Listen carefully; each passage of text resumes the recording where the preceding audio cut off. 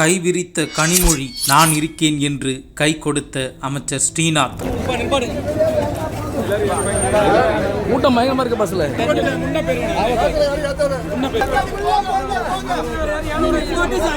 பேருந்து நிறுத்தத்திற்கு வந்து ரைடு விட்டு பிரச்சனையை தீர்த்து வைத்த அமைச்சர் ஸ்ரீநாத்.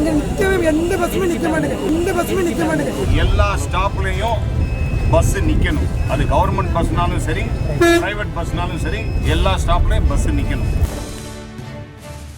நடந்தது என்ன? தூத்துக்குடி மாவட்டம் காயல்பட்டினம் அருகே அமைந்துள்ளது ஓடக்கரை.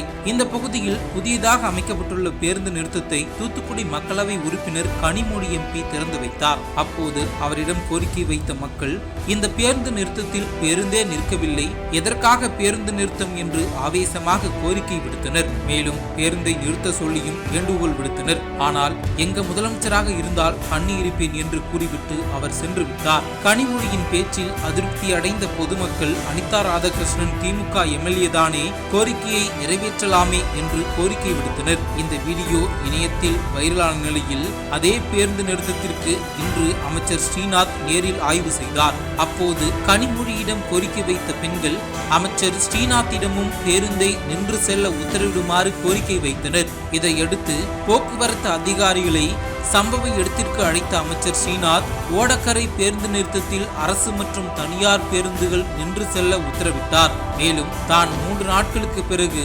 சம்பவ இடத்திற்கு ஆய்வுக்கு வருவேன் என்றும் அவர் தெரிவித்துள்ளார்.